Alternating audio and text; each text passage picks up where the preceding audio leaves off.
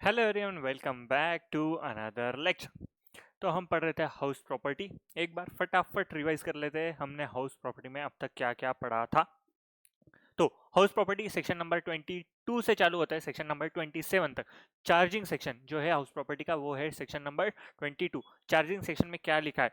The net annual value of any property comprises building or land appurtenant thereto of which assessee is owner is chargeable under this head is chargeable under this head। अगर property के अंदर वो business कर रहा है तो वो अपना इनकम जो आने वाला है वो हाउस प्रॉपर्टी में हाउस प्रॉपर्टी के हेड में टैक्सेबल ना हो के वो पीजीबीपी में टैक्सेबल होने वाला है। उसके बाद में अगर कोई भी प्रॉपर्टी रेंट पे देना उसका बिजनेस है तो वो अपना पीजीबीपी इनकम कंसिडर किया जाएगा। बिल्डिंग जो है यहाँ पे जो बिल्डिंग और लैंड अपर्टेनेंट देयर टू लिखा है तो बिल्डिंग में अपने कमर्शियल शॉप्स भी आ जाएंगे, फैक्ट्री बिल्डिंग भी आ जाएंगी, हाउस प्रॉपर्टी मतलब रेसिडेंशियल भी आ जाएंगे, सारी प्रकार के जो कंस्ट्रक्शन है वो अपने बिल्डिंग में आ जाएंगे। उसके बाद में लैंड अपर्टेनेंट देयर टू मतलब जो गैरेज है, गार्डन है, ये सारी चीजें भी अपने लैंड में अपने बिल्डिंग में कवर होने वाली है। लैंड बिल्डिंग और लैंड अपर्टेनेंट देयर टू मतलब बिल्डिंग से कनेक्टेड जो भी एरिया है, जो भी खाली लैंड है वो अपनी बिल्डिंग में कंसिडर होने वाली है।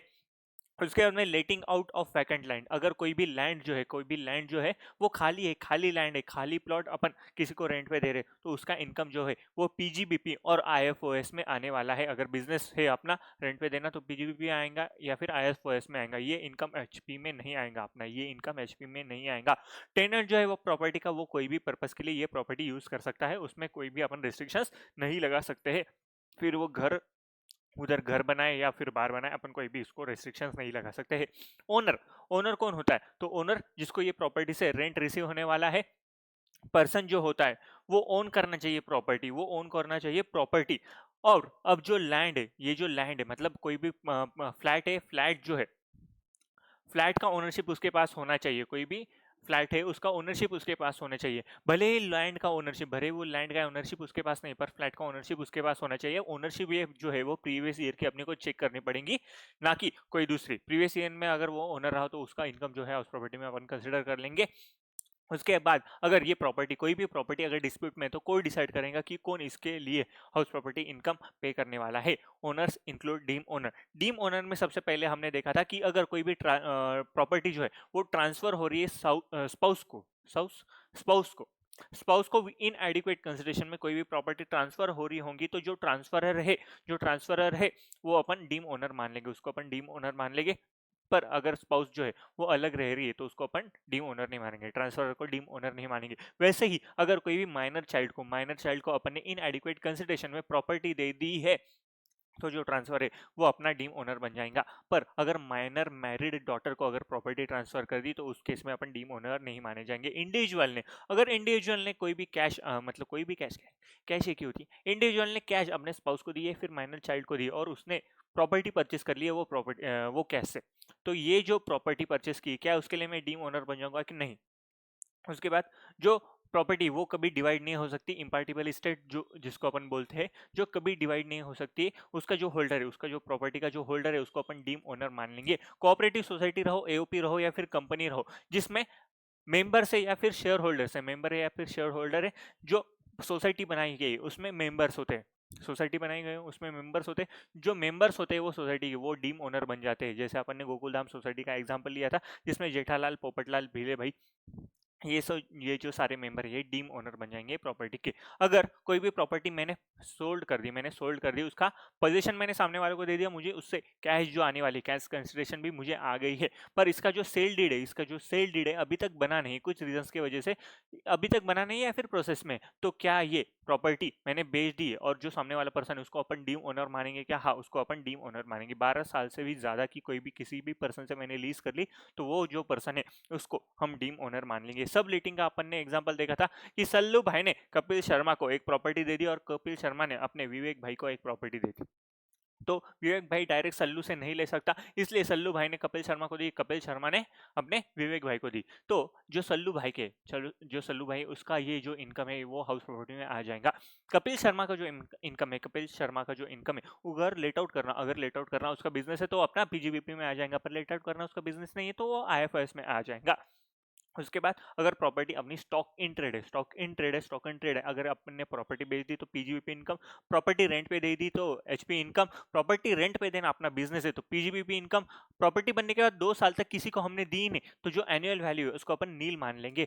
2 साल के बाद भी प्रॉपर्टी बिकी नहीं है या फिर किसी को रेंट पे भी नहीं दी, वैकेट पड़ी वो प्रॉपर्टी, तो उसको जो है अपन डीम लेट आउट मान लेंगे, डीम लेट आउट मान लेंगे। उसके बाद में कंपोजिट रेंट का अपन ने एग्जांपल देखा था कि कंपोजिट रेंट मतलब बिल्डिंग दे रहा हूँ, उसी के साथ साथ फर्नीचर दे रहा हूँ, मशीनरी दे रहा हूँ, एसेट दे रहा हूँ, लिफ्ट की सर्विस दे रहा हूँ, सिक्योरिटी की सर्विस दे रहा हूँ, ये सारी चीजें मैं बिल्डिंग के साथ साथ ही उनको दे रहा हूँ, बिल्डिंग के साथ साथ ही उनको दे रहा हूँ। तो इसका जो रेंट आने वाला है इसको अपन बोलने वाले कंपोजिट रेंट, इसका जो रेंट आने वाला है उसको अपन बोलने वाले कंपोजिट रेंट। अब अगर बिल्डिंग का रेंट और ये जो बाकी सर्विसेज दे रहा हूँ उसका रेंट मैं अगर अलग कर पा रहा हूँ, सेपरेट कर पा रहा हूँ, तो जो बिल्डिंग का रेंट है वो एचपी में चला जाएगा, जो अदर सर्विसेज दे रहा हूँ उसका जो रेंट मुझे मिल रहा है, तो ये अगर सर्विसेज देना मेरा बिजनेस है तो मेरा पीजीबीपी इनकम में आ जाएगा, पीजीबीपी इनकम में आ जाएगा। पर अगर ये मेरा सर्विस नहीं है, ये मेरा बिजनेस नहीं है, तो ये अपना आईएफओएस में आ जाएगा।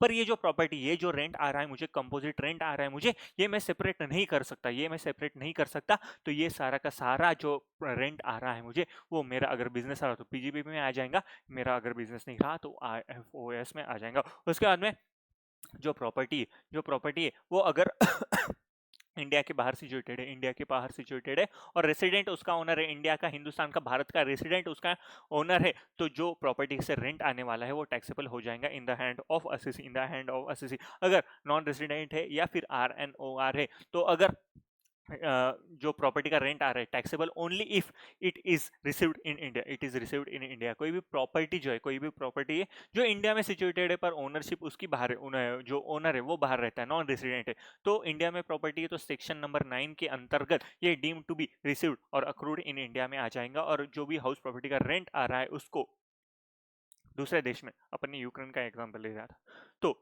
वो हम उसको रिसीव्ड इन इंडिया मान लेंगे। उसके बाद में हमने फॉर्मेट देखा था, तो जीएवी गांव निकालेंगे, सबसे पहले अपन गांव निकालेंगे, उसमें से म्यूनिसिपल टैक्स जो है जो ओनर ने पेड किया है वो अपन लेस कर देंगे। उसके बाद में उसका आ जाएंगे एनएवी, एनएवी ऐसे स्टैंडर्ड डिडक्शन जो है अंडर सेक्शन 24 का, स्टैंडर्ड डिडक्शन अंडर सेक्शन 24 का, और interest on borrowed capital upon less कर देंगे, ये आ जाएगा अपना इनकम फ्रॉम हाउस प्रॉपर्टी। उसके बाद में हमने कुछ टर्म्स सीखे थे, कौन से टर्म्स सीखे थे? सबसे पहले हमने सीखा था म्यूनिसिपल वैल्यू, जो भी म्यूनिसिपल कॉर्पोरेशन ने, म्यूनिसिपल अथॉरिटी ने जो भी अपनी प्रॉपर्टी की वैल्यू डिफाइन करके रखी है उसको अपन बोलने वाले हैं म्यूनिसिपल वैल्यू।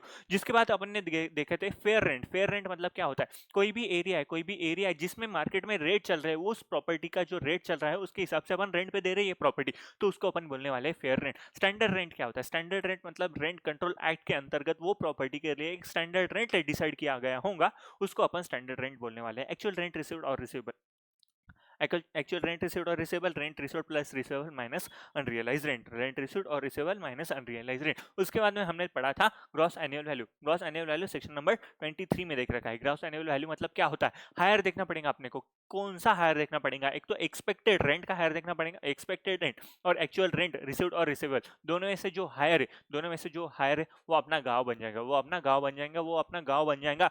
पर एक्सपेक्टेड रेंट और एक्चुअल रेंट, एक्सपेक्टेड रेंट और एक्चुअल रेंट, तो एक्सपेक्टेड रेंट निकालने के लिए आपने को फिर से दो चीजों को कंपेयर करना पड़ेगा। एक तो फेयर रेंट और म्यूनिसिपल वैल्यू, फेयर रेंट और म्यूनिसिपल वैल्यू, फेयर रेंट और म्यूनिसिपल वैल्यू में से जो भी बड़ा है, जो भी हायर है, उसको अपन एक्सपेक्टेड रेंट मान लेंगे। पर फेयर रेंट और म्यूनिसिपल वैल्यू में से जो भी बड़ा है उसको रेस्ट्रिक्ट कर देना है स्टैंडर्ड रेंट तक, रेस्ट्रिक्ट कर देना है स्टैंडर्ड रेंट तक, रेस्ट्रिक्ट कर देना है स्टैंडर्ड रेंट तक, तो उसको अपन एक्सपेक्टेड रेंट मान लेंगे। एक्चुअल रेंट रिसीव और receivable, received rent plus receivable rent minus unrealise rent, उसको अपन AR बोल देंगे। रेंट रिसीव्ड और रिसीवेबल, रेंट रिसीव्ड और रिसीवेबल। समझ में आया क्या यहाँ तक?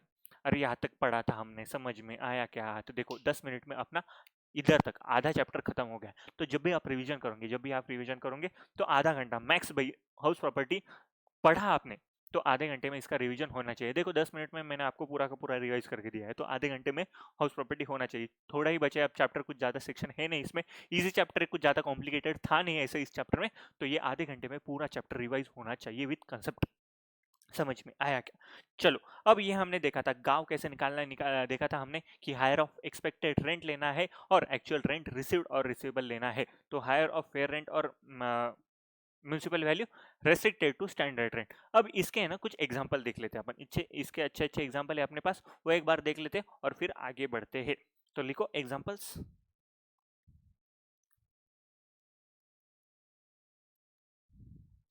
एग्जाम्पल्स लिखो, एग्जाम्पल्स।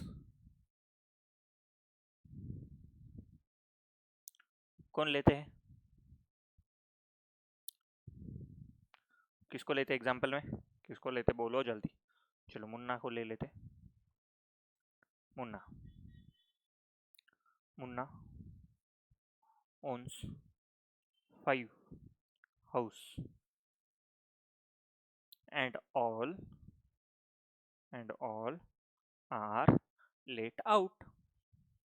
उसके पास 5 घर है, 5 घर है और उसने पांचों के पांचों घर रेंट पे दे दी, पांचों के पांचों घर रेंट पे दे दिए। तो अब इसका अपने को क्या निकालना है, गांव निकालना है। क्या निकालना है, गांव निकालना है। तो गांव निकालने के लिए सबसे पहले इधर लिख लो पर्टिकुलर, पर्टिकुलर नीचे लिखो उसका म्युनिसिपल वैल्यू, म्युनिसिपल वैल्यू नीचे लिखो फेयर रेंट, नीचे लिखो standard rent, standard rent, standard rent के बाद एक्चुअल रेंट रिसीव्ड और रिसीवेबल, एक्चुअल रेंट रिसीव्ड और रिसीवेबल, और नीचे सबसे नीचे आएगा अपना आंसर जो है गांव, अपना आएगा गांव, GAV, GAV। तो सबसे पहले प्रॉपर्टी, सबसे पहली प्रॉपर्टी, पहला जो घर है उसका म्युनिसिपल वैल्यू है, कितना है, म्युनिसिपल वैल्यू है 80,000 रुपीज। म्युनिसिपल वैल्यू जो है वो है 80,000 रुपीज। फेयर रेंट है किसका, 90,000 रुपीज। फेयर रेंट है 90,000 rupees. Standard rate not applicable, rent control act he applicable नहीं होगा उस एरिया में, तो स्टैंडर्ड रेंट एप्लीकेबल नहीं है। ARR कितना है, ARR 72,000 उसका ARR है, 72,000 उसका ARR है।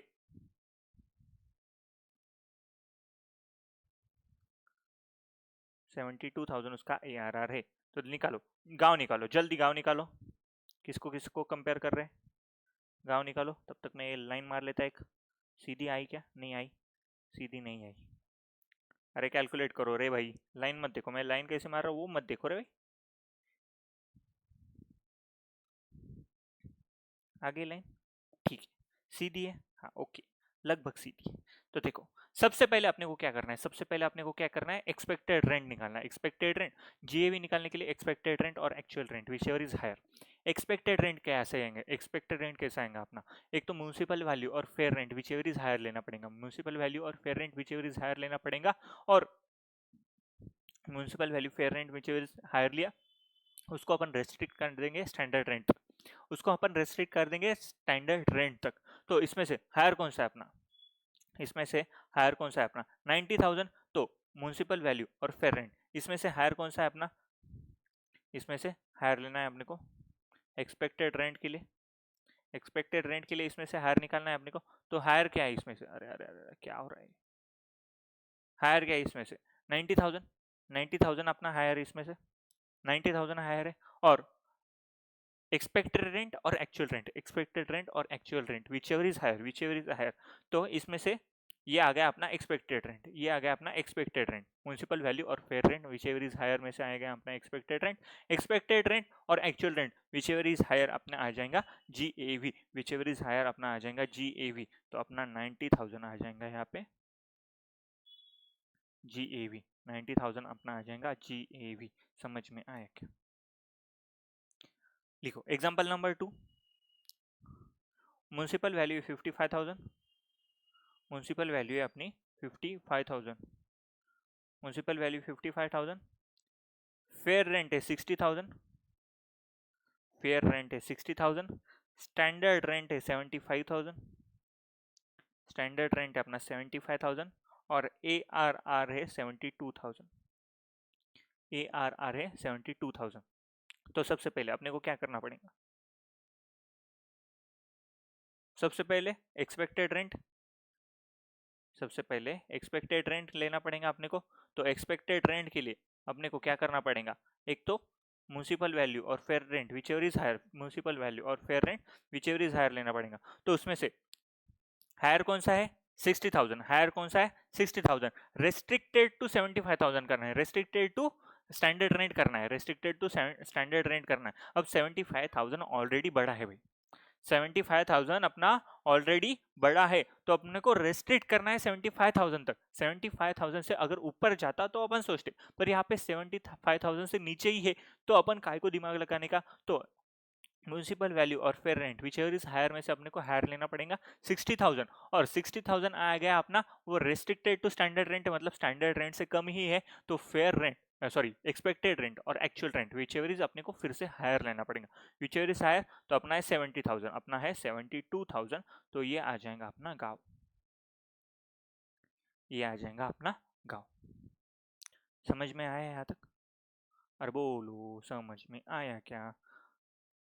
तीसरी प्रॉपर्टी जिसका म्यूनिसिपल वैल्यू है 65,000, म्यूनिसिपल वैल्यू है 65,000, फेयर रेंट भी है 65,000, पर स्टैंडर्ड रेंट है 58,000 और एक्चुअल रेंट रिसीव्ड और रिसीवेबल है अपना 60,000। अब सबसे पहले क्या निकालना है अपने को? Expected rent, expected rent, fair rent और municipal value whichever is higher, whichever is higher दोनों सेम है, तो दोनों आ जाएंगे, पर रेस्ट्रिक्टेड दोनों में से कोई भी ले लो, मतलब दो में से कोई ले लो, और restricted to standard rent, restricted to standard rent मतलब ये रेस्ट्रिक्ट हो जाएगा 58,000 तक, रेस्ट्रिक्ट हो जाएगा 58,000 तक, मतलब एक्सपेक्टेड रेंट कितना आ जाएगा अपना 58,000, एक्सपेक्टेड रेंट कितना आ जाएगा 58,000, एक्सपेक्टेड रेंट और एक्चुअल रेंट, एक्सपेक्टेड रेंट और actual rent whichever is higher, तो अपना यहाँ पे GAV आ जाएगा 60,000 रुपीज, GAV आ जाएगा अपना 60,000 रुपीज। समझ में आया क्या? अरे बोलो समझ में आया क्या? उसके बाद प्रॉपर्टी 4 नंबर की प्रॉपर्टी, इसका म्यूनिसिपल वैल्यू है 24,000, फेयर रेंट है 25,000, स्टैंडर्ड रेंट नहीं है पता अपने को, एक्चुअल रेंट है 30,000, एक्चुअल रेंट है अपने को 30,000, तो एक्सपेक्टेड रेंट, म्यूनिसिपल वैल्यू और fair rent whichever is higher मतलब 25,000 अपना आ जाएगा एक्सपेक्टेड रेंट, 25,000 अपना आ जाएंगे एक्सपेक्टेड रेंट, एक्सपेक्टेड रेंट और actual rent whichever is higher मतलब 30,000 आ जाएगा अपना GAV, 30,000 अपना आ जाएगा GAV, 35 GAV आ गया। उसके बाद में 5 नंबर की प्रॉपर्टी, उसका म्यूनिसिपल वैल्यू है 80,000 रुपीज, म्यूनिसिपल वैल्यू है 80,000 रुपीज, जो फेयर रेंट है वो है 75,000, स्टैंडर्ड रेंट जो है वो 78,000 और एक्चुअल रेंट जो है 72,000। अब फेयर रेंट और municipal value whichever is higher, तो ये अपना 80,000, फेयर रेंट और municipal value whichever is higher अपना 80,000, ये रेस्ट्रिक्ट कर देना है अपने को 78,000 तक, रेस्ट्रिक्ट कर देना है 78,000 तक, रेस्ट्रिक्ट हो गया 78,000 मतलब एक्सपेक्टेड रेंट कितना हो गया अपना 78,000, एक्सपेक्टेड रेंट कितना हो गया अपना 78,000, 78,000 और 72,000 विच एवर इज हायर मतलब एक्सपेक्टेड रेंट और actual rent whichever is higher मतलब 78,000 आ जाएगा अपना, 78,000 अपना क्या आ जाएगा?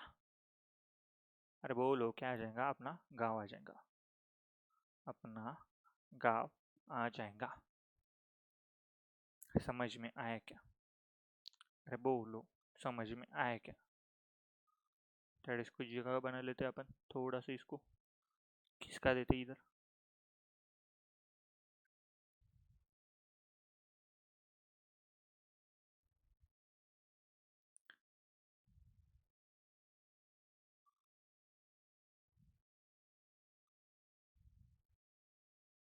चलो कोई बात नहीं, ये नहीं सरकता है। चलो समझ में आया यहाँ तक? कुछ भी दिक्कत? कुछ भी दिक्कत यहाँ तक? बहुत बढ़िया। चलो अब आगे बढ़ते हैं, अब आगे बढ़ते हैं। अब मैंने ना आपको एक बात बताई नहीं, मैंने आपसे एक बात छुपाई, मैंने आपसे एक बात छुपाई। अरे क्या करूं, मजबूर था मैं भी, क्या करूं, मजबूर था मैं भी। कोई भी प्रॉपर्टी है समझो, कोई भी प्रॉपर्टी है, तो इसका GAV कब लेंगे अपन? GAV कौन सा लेंगे? एक्सपेक्टेड रेंट और actual rent whichever is higher, whichever is higher, whichever is higher। अब ये जो प्रॉपर्टी, ये जो प्रॉपर्टी, ये है ना, इसका मतलब 7 महीने, 7 महीने ये प्रॉपर्टी मैंने दी है किसी को, मैंने रेंट पे दी है, पर 7 मंथ था वो, 7 मंथ था वो, और 7 मंथ के बाद इसने ये प्रॉपर्टी छोड़ दी, मतलब ये प्रॉपर्टी खाली हो गई। अब ये प्रॉपर्टी खाली हो गई है। 7 महीने उसने अच्छी तरीके से प्रॉपर यूज की, मैंने उसको बोला था कि रह ले तू, जैसे चाहिए जितना चाहिए उतना मन रह ले, मेरी प्रॉपर्टी तू अपनी समझ के ये प्रॉपर्टी में रह ले। उसने 7 मंथ अच्छे से यूज की प्रॉपर्टी, 7 मंथ अच्छे से यूज की, और उसके बाद में ये प्रॉपर्टी से उसने अलविदा ले लिया। अलविदा मतलब चला गया, दूसरी तरफ ले लिया, दूसरी तरफ ले लिया। अब ये प्रॉपर्टी से ना मुझे, ये प्रॉपर्टी से मुझे 7 महीने में 2 लाख रुपए है, 7 महीने में 2 लाख रुपए आए। अगर 12 मंथ का एक्सपेक्टेड रेंट निकालते, 12 मंथ का एक्सपेक्टेड रेंट निकालते, तो लगभग 3 लाख रुपए आता, 3 लाख रुपए आता। अब मेरा एक्सपेक्टेड रेंट जो है 12 मंथ का वो कितना आ रहा था, 3 लाख रुपए, पर मैंने एक्चुअल में देखा, एक्चुअल में मेरा कितना आ रहा है यहाँ पे, एक्चुअल रेंट कितना आया है मुझे, 2 लाख रुपया आया है, 2 लाख रुपया आया है, और ये प्रॉपर्टी जो है वैकेट हो गई, ये जो प्रॉपर्टी है वो वैकेट हो गई। तो ये वैकेंसी के वजह से, ये जो वैकेंसी जनरेट हुए उसके वजह से जो प्रॉपर्टी, उसका जो एक्चुअल रेंट है मुझे कम मिला, एक्चुअल रेंट कम मिला है, एक्सपेक्टेड रेंट ज्यादा है, एक्सपेक्टेड रेंट ज्यादा है, पर एक्चुअल रेंट जो है मुझे ये वैकेंसी के वजह से मुझे ये एक्चुअल रेंट जो है वो कम मिला है, एक्चुअल रेंट कम मिला है। अब गवर्नमेंट यहाँ पे ये बोलती है कि देखो भाई वैकेंसी, भाई वैकेंसी है, जेन्युइन रीजन है, जेन्युइन रीजन है, जेन्युइन रीजन है वैकेंसी का, तो इसके वजह से जो एक्सपेक्टेड रेंट है, जो एक्सपेक्टेड रेंट है, जो कैपेसिटी है वो प्रॉपर्टी की, वो ना कंसिडर करके हम जो एक्चुअल में तुझे मिला है, जो एक्चुअल में तुझे मिला है वही हम कंसिडर करेंगे, वही हम कंसिडर करेंगे, वही हम कंसिडर करेंगे। तो वैकेंसी के वजह से, वैकेंसी के वजह से अपना एक्चुअल रेंट जो है वो एक्सपेक्टेड रेंट से कम है, वैकेंसी की वजह से अपना एक्चुअल रेंट एक्सपेक्टेड रेंट से कम है, वैकेंसी की वजह से अपना एक्चुअल रेंट एक्सपेक्टेड रेंट से कम है, तो अपना GAV अपन एक्चुअल रेंट कंसिडर करेंगे, अपन GAV एक्चुअल रेंट कंसिडर करेंगे, ना कि उसका एक्सपेक्टेड रेंट, ना कि उसकी कैपेसिटी अपन टैक्सेबल कर देंगे GAV के अंदर। जो रेंट उसको एक्चुअल में मिला है, जो रेंट उसको एक्चुअली में मिला है, वो अपन उसको कंसिडर करेंगे।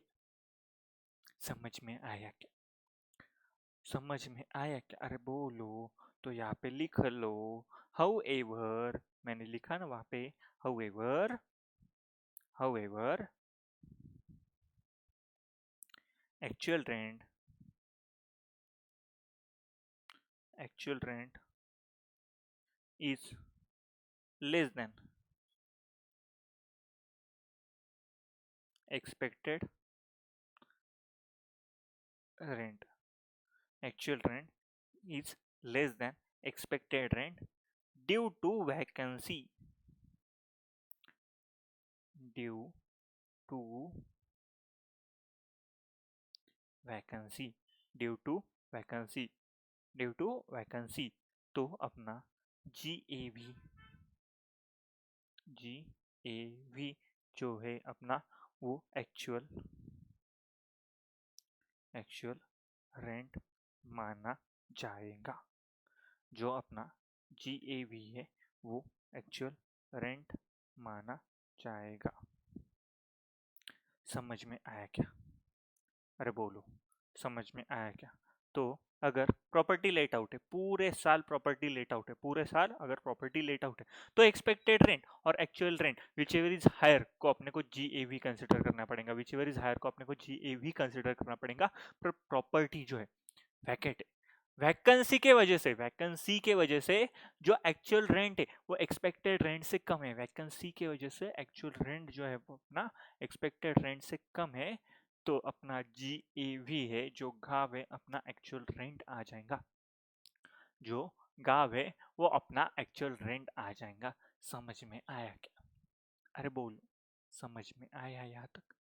तो है हायर ऑफ, पहले सबसे पहले एक्सपेक्टेड रेंट और actual rent whichever is higher अपन गांव कंसिडर करेंगे। पर वैकेंसी की वजह से अगर एक्सपेक्टेड रेंट जो है, अगर एक्सपेक्टेड रेंट वो ज़्यादा है एक्चुअल रेंट से, वो ज़्यादा है, तो एक्चुअल रेंट जो कम है अपना एक्सपेक्टेड रेंट से, वो अपन गांव कंसिडर करेंगे, वो अपन गांव कंसिडर करेंगे। समझ में आया क्या यहाँ तक? समझ में आया होगा तो लाइक ठोक देना, लाइक ठोक देना। अब बात करते हैं अपन कुछ आगे। अब ये कौन से कंसिडर किए अपन ने? देखो, अगर पूरे साल में अपनी प्रॉपर्टी लेट आउट है, पूरे साल अपनी प्रॉपर्टी लेट आउट है, तो एक्सपेक्टेड रेंट और actual rent whichever is higher. अगर प्रॉपर्टी जो है, वो प्रॉपर्टी जो है वो आधे साल किराए पे गई है और आधे साल खाली पड़ी है, आधे साल किराए पे दी है और आधे साल वो खाली पड़ी है, वो खाली पड़ी है, तो अपन ये इसमें कंसिडर करेंगे कि एक्चुअल रेंट जो है वो एक्सपेक्टेड रेंट से अगर कम होगा तो GAV अपना एक्चुअल रेंट हम कंसिडर कर लेंगे, GAV अपना एक्चुअल रेंट कंसिडर करेंगे। अब मुझे एक बात बताओ, मुझे एक बात बचाओ, अरे बच्चों मेरी बात सुनो। ये प्रॉपर्टी है, ये मेरी प्रॉपर्टी, ये मेरी प्रॉपर्टी है, एक ही प्रॉपर्टी मेरे पास,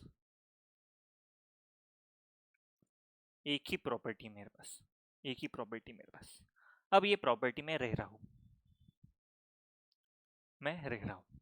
अब मैं ना ये प्रॉपर्टी से बोर हो गया, ये प्रॉपर्टी से बोर हो गया, तो 6-7 महीने रहा मैं, समझो 8 महीने ये प्रॉपर्टी में रह लिया मैं, 8 महीने ये प्रॉपर्टी में रह लिया मैंने, और 4 महीने, 4 महीने मुझे सीए का प्रिपरेशन करना था। 4 महीने में मुझे 4 मंथ में सीए का प्रिपरेशन करना था। मैं कौन सा अटेम्प्ट दे, चलो सब सितंबर का अटेम्प्ट देने वाला था मैं, सितंबर मंथ का जो अटेम्प्ट है वो मैं देने वाला हूँ। तो 4 महीने के लिए मैं जा रहा हूँ अपने किसके घर, बुआ के घर, बुआ, बुआ नो मासी, मासी के घर, न मामा, मामा के घर, चाचा, काका, काका के घर, किसी के भी घर जा रहा हूँ। रेलवे स्टेशन, रेलवे स्टेशन, अरे 4 मंथ में रेलवे स्टेशन में रह के पढ़ाई करने वाला हूँ। अरे सड़क के बीच में बैठूंगा मैं, जो स्ट्रीट लाइट है उसके नीचे पढ़ाई करके मैं सीए का एग्जाम क्लियर करने वाला हूँ, ऐसे मैंने ठान लिया। तो 8 महीने, 8 महीने ये प्रॉपर्टी यूज कर ली मैंने, 8 महीने ये प्रॉपर्टी यूज कर ली मैंने, और अब जो 4 महीने है, जो 4 महीने है वो मैंने ये प्रॉपर्टी किसी को किराए पे दे दी। अरे भाई खाना खाने के लिए मुझे पैसे तो लगेंगे, रेलवे स्टेशन पे मैंने रह लिया, तो रेलवे स्टेशन पे मैं रहने का सोच रहा हूँ तो मुझे पैसे तो लगेंगे, तो मैं यहाँ से रेंट आने वाला है मुझे, यहाँ से अभी रेंट आने वाला है मुझे, यहाँ से मुझे रेंट आने वाला है। ये मैं सोएगा,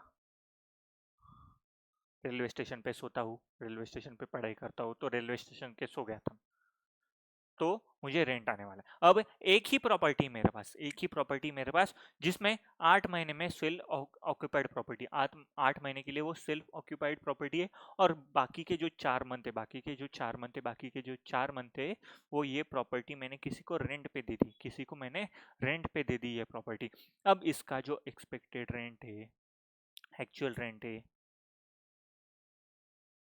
एक्सपेक्टेड रेंट है, तो क्या ये 4 महीने का कंसिडर होगा या पूरे 12 मंथ का कंसिडर होगा या बस 8 मंथ का कंसिडर होगा? समझ रहे हो? प्रॉपर्टी एक ही है, पार्ट ऑफ द ईयर वो सेल्फ ऑक्यूपाइड है, पार्ट ऑफ द ईयर वो लेट आउट है, पार्ट ऑफ द ईयर वो सेल्फ ऑक्यूपाइड है, पार्ट ऑफ द ईयर वो लेट आउट है। तो जो एक्सपेक्टेड रेंट आने वाला है, जो एक्चुअल रेंट आने वाला है, ये सारी वैल्यू जो है वो 4 मंथ की कंसिडर करेंगे, 8 मंथ की कंसिडर करेंगे, 12 मंथ की कंसिडर करेंगे। अब आप में से मैक्सिमम लोग बोलेंगे कि 4 मंथ की कंसिडर करो, क्योंकि 4 मंथ ही हमने लेट आउट किया ये प्रॉपर्टी को, 4 मंथ ही अपन ने लेट आउट किया है प्रॉपर्टी को, तो गवर्नमेंट ने बोल दिया नहीं, अपने को 12 मंथ का इसको कंसिडर करना पड़ेगा, इसको 12 मंथ का कंसिडर करना पड़ेगा। मतलब अगर कोई भी सेल्फ ऑक्यूपाइड प्रॉपर्टी है, वो part of the month, part of the month rent पे दे रहा हूँ और पार्ट ऑफ द मंथ वो सेल्फ ऑक्यूपाइड है, तो जो एक्चुअल रेंट है, जो एक्सपेक्टेड रेंट है, ये सारी चीजें जो है ये मैं पूरी साल की कंसिडर करूंगा फॉर डिटरमाइन जीएवी। जीएवी का कैलकुलेशन करने के लिए ये सारी चीजें मैं पूरी साल की कंसिडर करूंगा, ना कि 4 मंथ की, ना कि 4 मंथ की। समझ में आया क्या? तो लिखो यहाँ पे, लिखो यहाँ पे, single property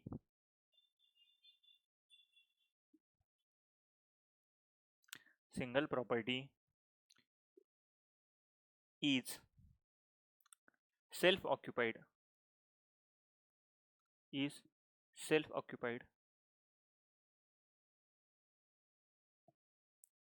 self occupied for part of year, self occupied for part of year, and let out, let out part of year, and let out part of the year. Then expected rent and actual rent, expected rent and actual rent of whole year, of whole year is taken, is taken into accounts, into accounts for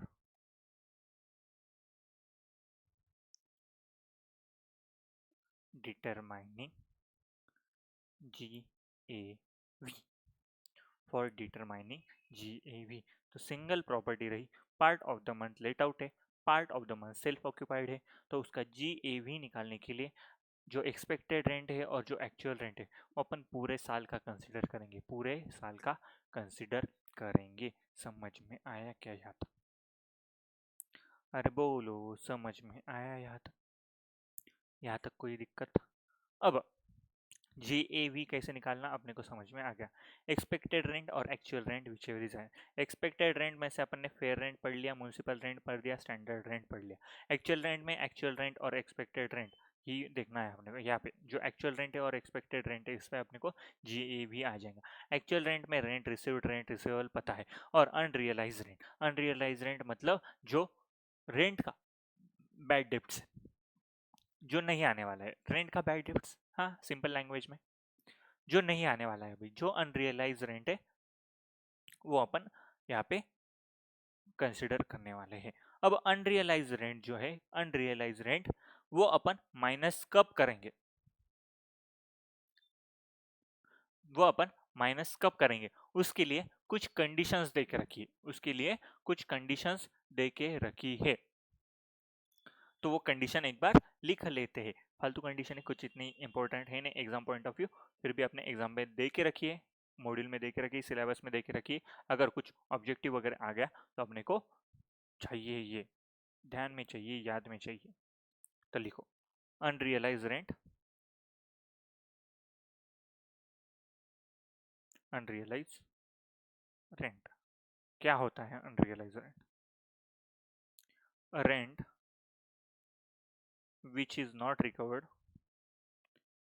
rent which is not recovered,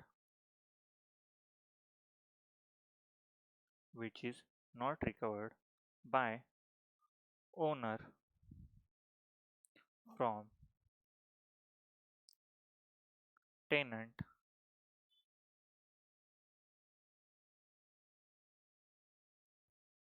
deductible while calculating, while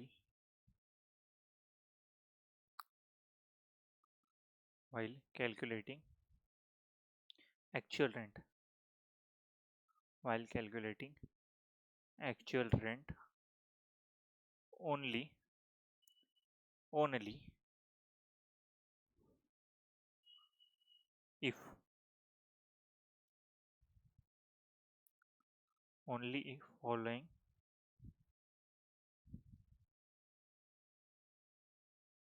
condition satisfied, only if following condition satisfied. सबसे पहली condition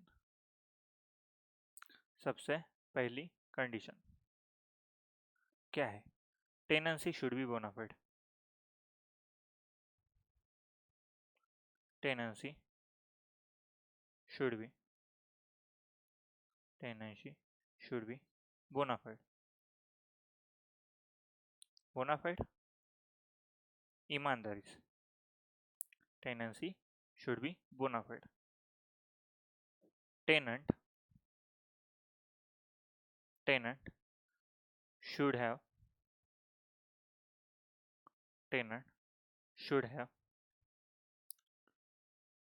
vacate the house property. Vacated the house property. Such tenant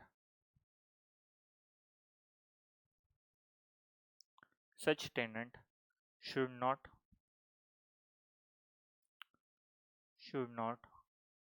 occupy any other HP of same assessee.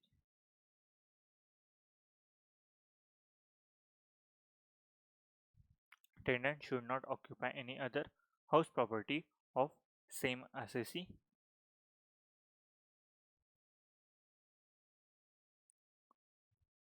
Reasonable step should have been taken for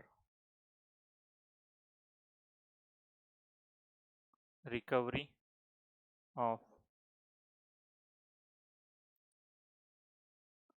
unrealized rent.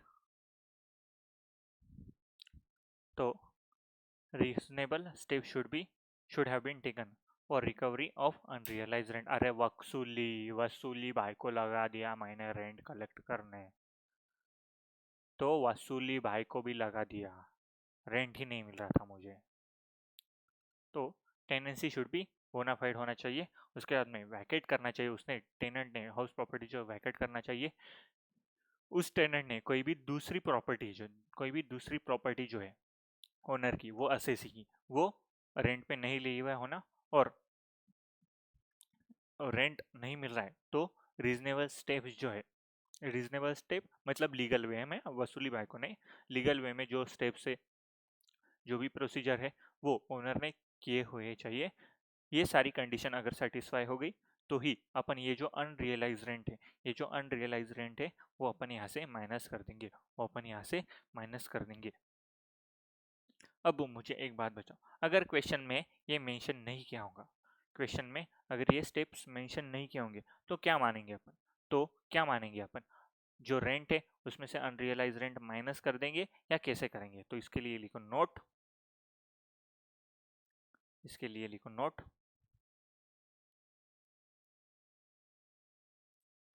Note में लिखो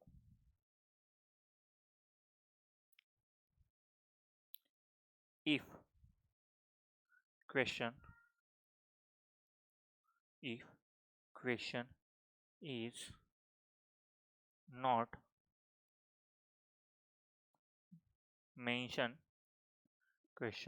is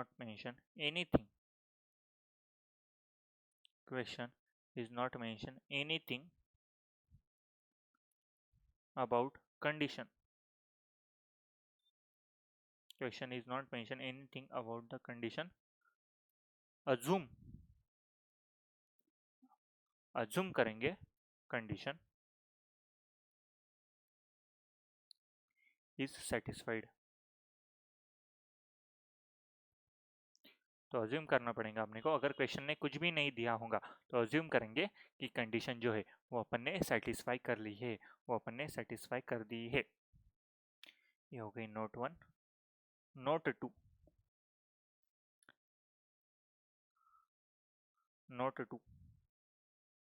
as per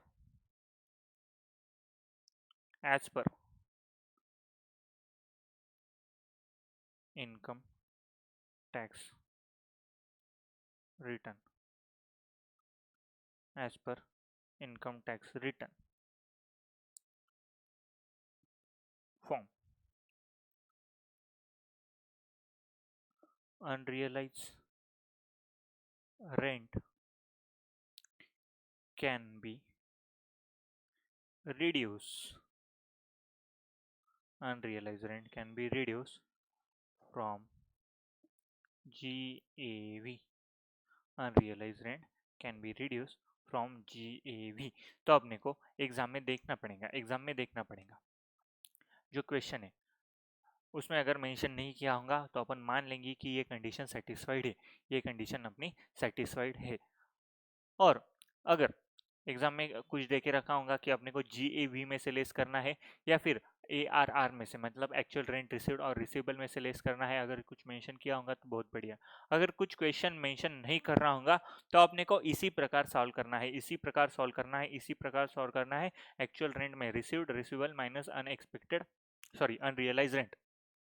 unrealise rent minus कर देने का है। But question solve करने के बाद अपने को एक नोट लिखनी है, प्यारी सी एक छोटू सी नोट लिखनी है कि as per income tax form the unrealise rent can be also deducted from gross annual value. तो यहाँ से डिडक्ट ना करते हुए सीधा सीधा ग्रॉस एनुअल वैल्यू में से भी अनरियलाइज रेंट इनकम टैक्स के फॉर्म में माइनस किया जा रहा है। इनकम टैक्स डिपार्टमेंट ने ये बताया है कि हम GAV में से भी अनरियलाइज रेंट जो है वो माइनस कर सकते हैं। ऐसा जो फ्लो है वो इनकम टैक्स फॉर्म में ये प्रोसीजर अपने को देखने को मिल रहा है, ना कि ये लॉ में लिखा है, पर इनकम टैक्स के फॉर्म जब भर रहे हैं अपन तब यह प्रोसीजर वहां पे फॉलो हो रही है। तो अपने को एक नोट लिख के आना है, as per income tax form the unrealized rent can be deducted from the gross annual value, or if such unrealized rent is deducted from the gross annual value, then my answer will be changed accordingly. अगर time होगा exam में तो GAV में से unrealised rent minus करके उसके हिसाब से एक बार आंसर सॉल्व कर लेने का है। मतलब सबसे पहले अपने को तो इसी स्टेप से सॉल्व करना है, और नीचे नोट लिख के आनी, नीचे नोट क्या लिख के आएंगी, क्या लिख के आएंगे कि जो अनरियलाइज रेंट है वो अपन GAV में से भी माइनस कर सकते हैं, और GAV में से हमने माइनस कर देने के बाद as per income tax form में हम GAV में से माइनस कर सकते हैं, और इनकम टैक्स फॉर्म के हिसाब से GAV से माइनस करने के बाद मेरा आंसर उसके हिसाब से चेंज हो सकता है, और मेरा आंसर उसके हिसाब से जो चेंज हो सकता है उसका एक छोटा सा वर्किंग रफ में करके देने का उनको, अगर टाइम रहा तो। टाइम नहीं रहा एग्जाम में तो उसका बस ये नोट लिख के आ जाना, अपना आंसर ICI मान लेगा। समझ में आया यहाँ तक? अरे बोलो, समझ में आया क्या? समझ में आया? चलो नेक्स्ट पॉइंट।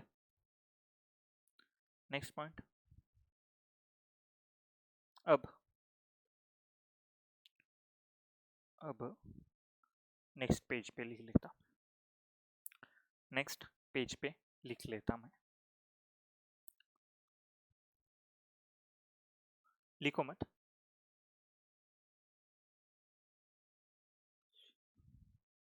सेल्फ ऑक्यूपाइड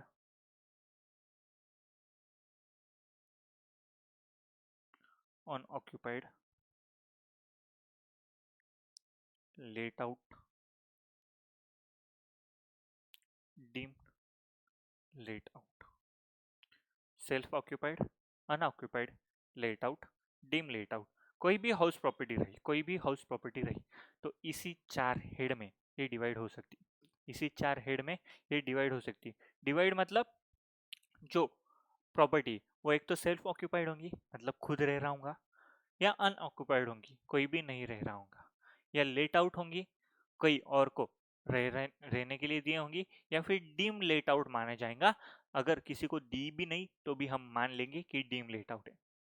कोई भी जो हाउस प्रॉपर्टी के इनकम टैक्स के हिसाब से ये चार ही इसमें जा सकती है, self occupied, unoccupied, let out, dim late out. Self occupied, unoccupied, let out, dim let out. समझ में आया तक? अब मेरी एक प्रॉपर्टी है, यहाँ पे मैं रह रहा हूँ, इससे मुझे रेंट आने वाला है क्या? नो, ऑब्वियसली बातें नहीं आएगा। ये मेरा है मुंबई में, अब मैंने बहुत पैसा कमाना चालू कर दिया। अरे बहुत, अरे इतना शेयर कर रहे हो आप दोस्तों के साथ मेरे YouTube के वीडियो, इतना पैसा कमाया मैंने YouTube से कि क्या बताऊँ आपको। इतना पैसा, अंधा पैसा। अरे मेरे बेड के नीचे पैसा, ऊपर पैसा, नीचे पैसा। अरे पीओपी फोड़ा तो पैसा, मेरा रूफ का जो पीओपी बनाया हमने वो फोड़ा तो पैसा। इतना पैसा, अंधा पैसा, अंधा। तो इस अंधे पैसे से मैंने दिल्ली में एक और प्रॉपर्टी ले ली, दिल्ली में प्रॉपर्टी ले ली। अब यहाँ पे मुंबई में मैं रह रहा हूँ कुछ दिन, मेरे को बोर हो रहा है, सब अच्छा अच्छा दिखाई दे रहा था मुंबई में से, मतलब मुंबई से बड़ी बड़ी सड़कें दिख रही है, अच्छे अच्छे रोड दिख रहे हैं, तो ये सारी चीजें मुझे मुंबई में दिख रही है। पर मैं सारी अच्छी अच्छी, यार क्या हो गया इसको, ये सारी अच्छी अच्छी, अरे मजाक चल रहा है यहाँ पे, मजाक, हमारे साथ मजाक, हट।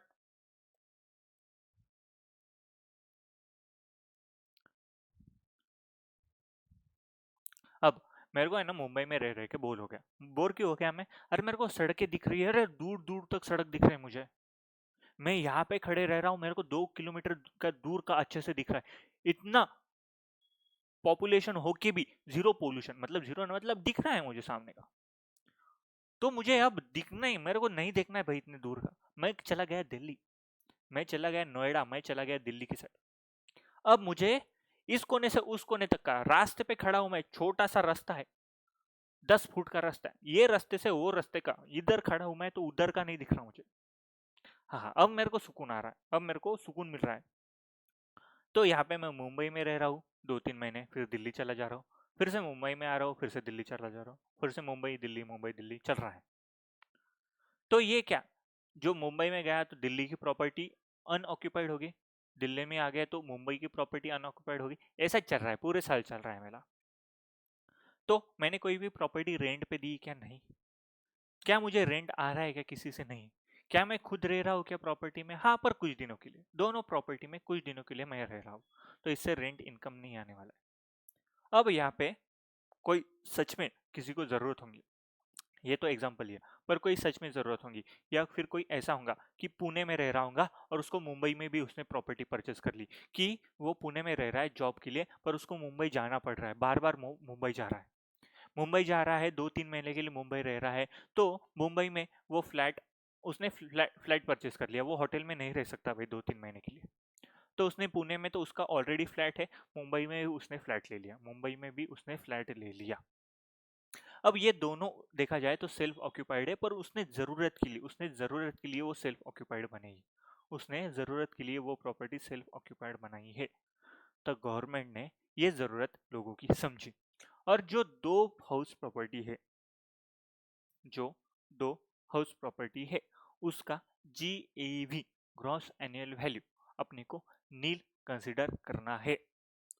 तो दो जो अपने दो वैल्यू है, जो अपने दो हाउस प्रॉपर्टी, दो वैल्यू क्या है, जो अपने दो हाउस प्रॉपर्टी उसकी एनुअल वैल्यू अपने को नील कंसिडर करना है, अपने को उसकी एनुअल वैल्यू नील कंसिडर करना है, मतलब जीरो, जीरो क्या है, जीरो। तो अपने को दो प्रॉपर्टी की वैल्यू अपने को जीरो कंसिडर करनी है, क्योंकि गवर्नमेंट को ये जरूरत समझ में आई कि लोग ऐसा करते हैं कि दोनों प्रॉपर्टी की जो वैल्यू है, ग्रॉस एनुअल वैल्यू, अपने को नील कंसिडर करनी पड़ेगी। अब समझो, ये जो ग्रॉस एनुअल वैल्यू मेरी नील हो गई, ये जो ग्रॉस एनुअल वैल्यू मेरी नील हो गई, अरे ये जो ग्रॉस एनुअल वैल्यू मेरी नील हो गई, तो म्युनिसिपल टैक्स पेड जो है वो माइनस में लिखेंगे क्या? नहीं, अच्छा नहीं लग रहा। म्युनिसिपल टैक्स जो है वो माइनस में लिखेंगे क्या? अच्छा नहीं लग रहा ना वो कि ग्रॉस एनुअल वैल्यू नील, म्यूनसिपल टैक्स माइनस में, तो नेट एनुअल वैल्यू माइनस में, उसमें से डिडक्शन लेने पड़ेंगे माइनस में माइनस में माइनस में, तो अच्छा नहीं लग रहा हो। तो दो सेल्फ ऑक्यूपाइड प्रॉपर्टी, दो सेल्फ ऑक्यूपाइड प्रॉपर्टी, GAV उसका आ जाएगा नील, म्यूनसिपल टैक्स आ जाएगा उसका नील क्योंकि अपन कंसिडर नहीं करेंगे, NAV आ जाएगा उसका नील।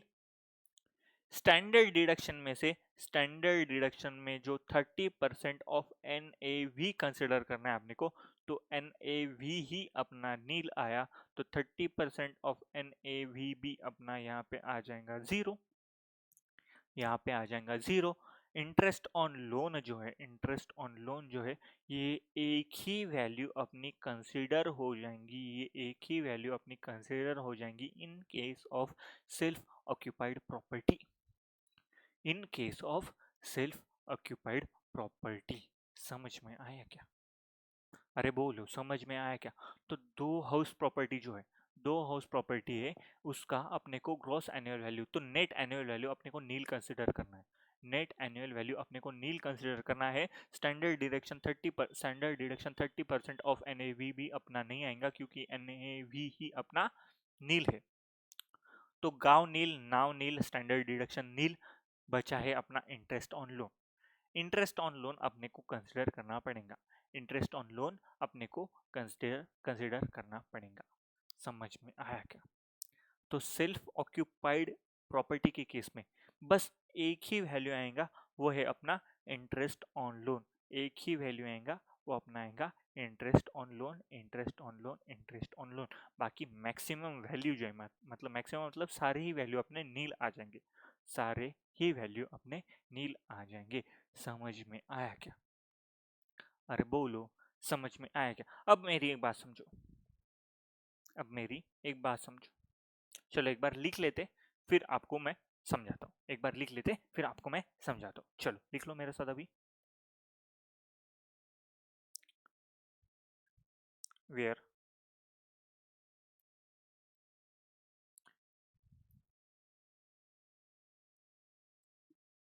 प्रॉपर्टी इज SOP और unoccupied property, property is self occupied और unoccupied property through out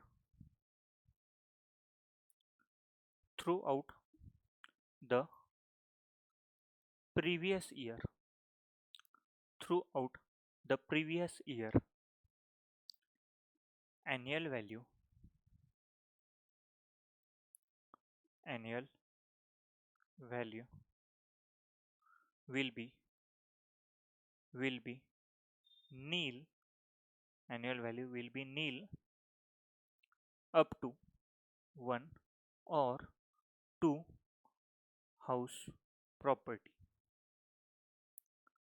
which is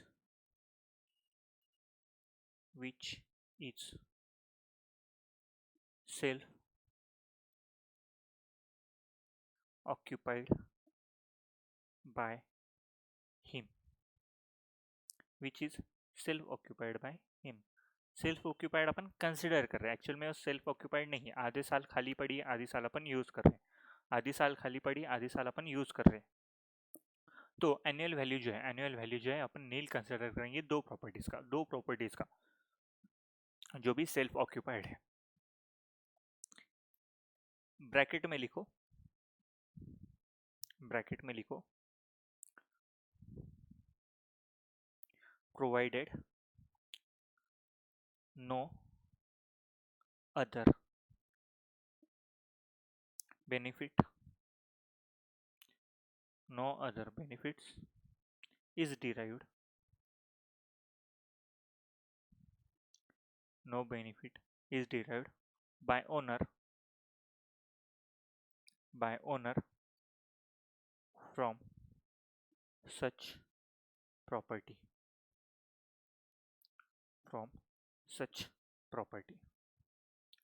तो ये जो सेल्फ ऑक्यूपाइड प्रॉपर्टी है, दो प्रॉपर्टी है, इसमें से अपना वैल्यू जो है वो अपने को नील कंसिडर करना है, नील कंसिडर करना है तो उसमें से कोई भी इनकम जो है, कोई भी बेनिफिट जो है, वो ओनर को डिराइव नहीं होना चाहिए, वो ओनर को डिराइव नहीं होना चाहिए, वो ओनर को डिराइव नहीं होना चाहिए। सेंटर में लिखना है, ये चार्ट फॉर्म में लिख रहे हैं अपन,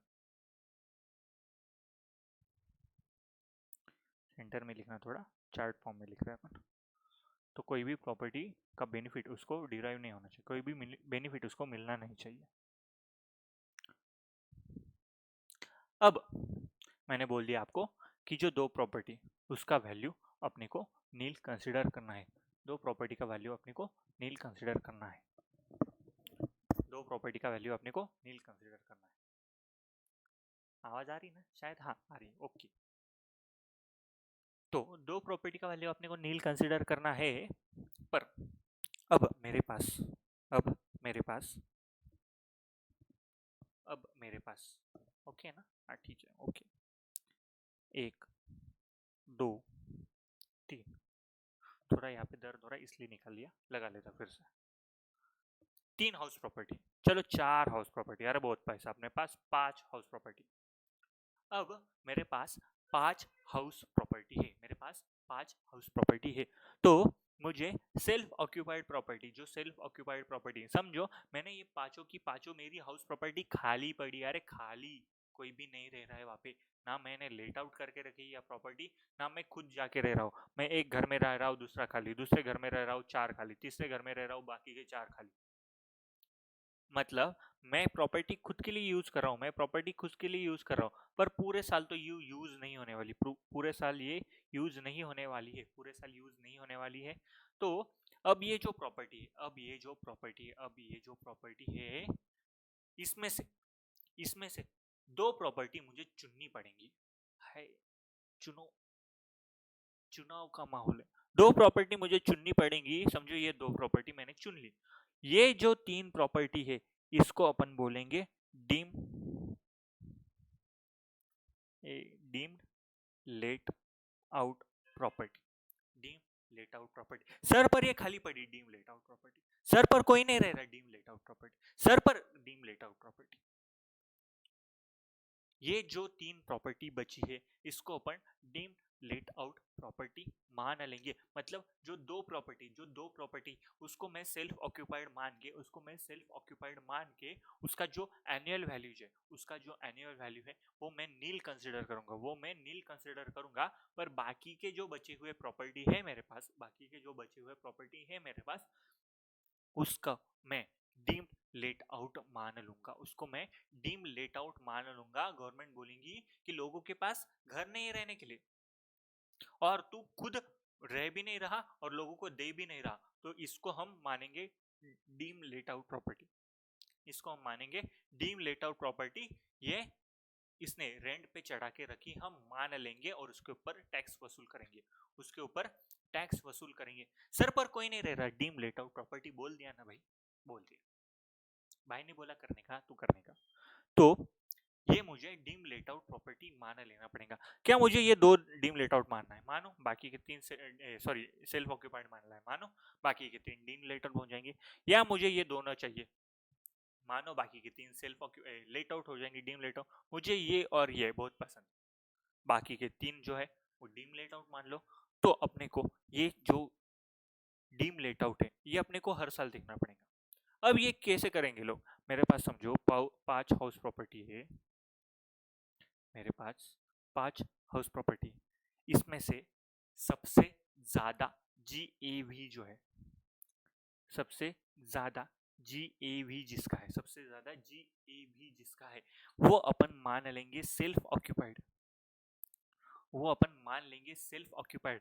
मतलब ज्यादा जीएवी है तो ज्यादा एनएवी आएगा, ज्यादा एनएवी है तो अपना स्टैंडर्ड डिडक्शन जो है वो 30% एनएवी का आ जाएगा, एनएवी का 30% अपन ने स्टैंडर्ड डिडक्शन ले लिया, इंटरेस्ट ऑन बोरोड कैपिटल यहाँ पे ले लिया, तो अपना जो हाउस प्रॉपर्टी का इनकम है ये भी ज़्यादा आएगा, क्योंकि जीए भी ज़्यादा है, क्योंकि एनए भी ज़्यादा है, तो हाउस प्रॉपर्टी का इनकम भी ज़्यादा आएगा।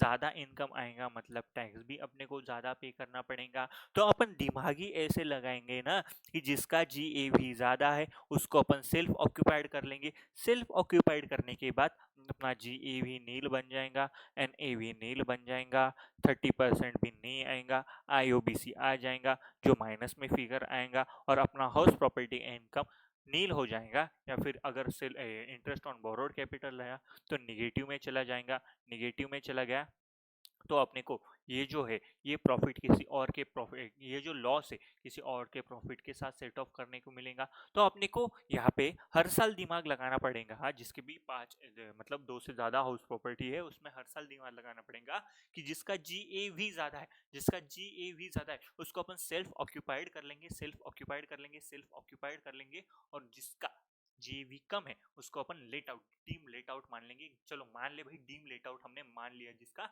जीएवी कम है, डीम लेट आउट मान लिया, हमारा हाउस प्रॉपर्टी का इनकम जो है वो अपन अपना यहाँ पे एडजस्ट हो जाएगा। समझ में आया क्या? अरे बोलो, समझ में आया क्या?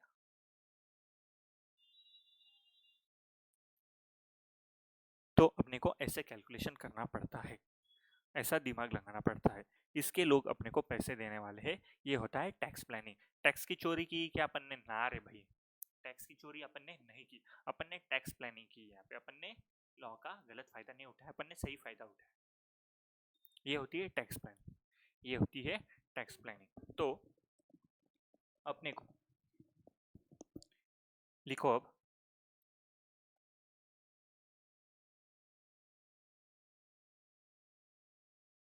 If more than 2 HP as SOP or unoccupied, then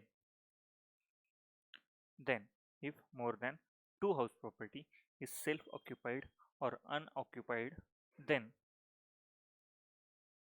क्या? then up to up to up to 2 HP, up to 2 HP annual value will be nil. Up to 2 HP annual value will be nil.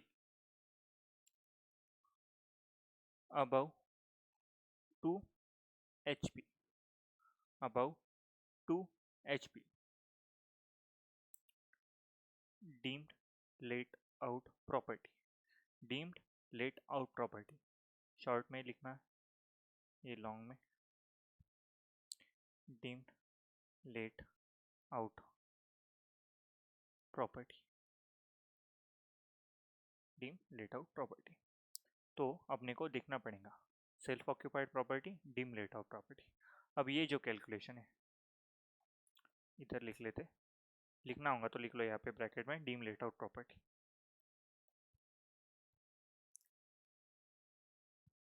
2 HP as SOP and other are DLOP, other are DLOP। ये जो है option, ये जो option है with assessee,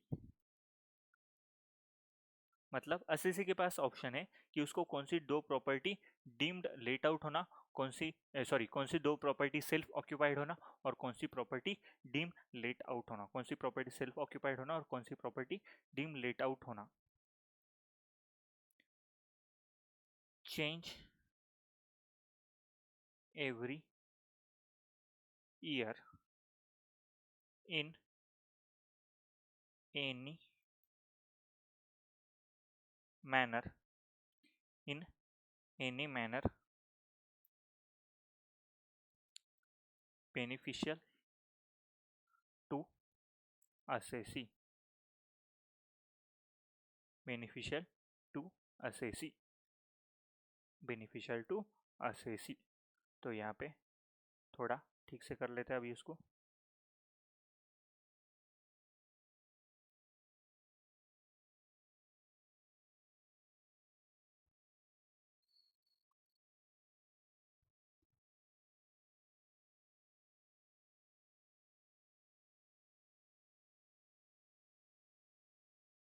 अरे बहुत मजाक कर रहा है मेरे साथ।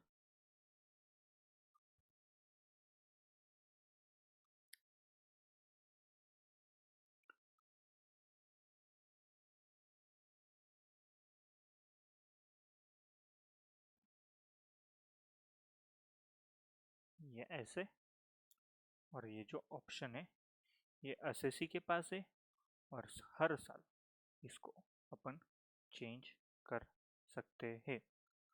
हर साल इसको अपन चेंज कर सकते हैं।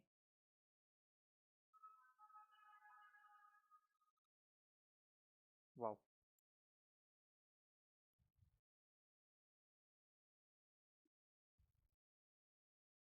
ओके, समझ में आया यहाँ तक? अरे बोलो, समझ में आया क्या यहाँ तक?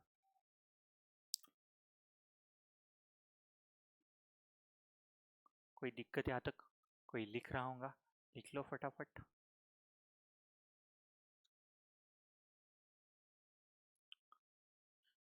चलो, आज का लेक्चर अपन यही समाप्त करते हैं। मिलते हैं नेक्स्ट लेक्चर में। होप सो नेक्स्ट लेक्चर में अपना हाउस प्रॉपर्टी का सारा कंसेप्ट खत्म हो जाएगा, या फिर और एक लेक्चर लगेगा, मतलब एक या दो लेक्चर में अभी हाउस प्रॉपर्टी अपना खत्म होने वाला। हाउस प्रॉपर्टी अपना पूरा खत्म हो जाएगा, उसके बाद अपन क्वेश्चन का देखते कैसा प्लान होता है अभी, क्योंकि अपने पास समय थोड़ा कम बचा है। तो सोच रहा हूँ मैं आपको पहले कंसेप्ट कवर कर दूँ पूरे, उसके बाद में अपन क्वेश्चन पे जाएंगे। तो देखते हैं, जैसे जैसे अपन आगे बढ़ते हैं वैसे वैसे अपने को समझ में आएगा। तो चलो मिलते हैं नेक्स्ट लेक्चर में। Thank you so much guys.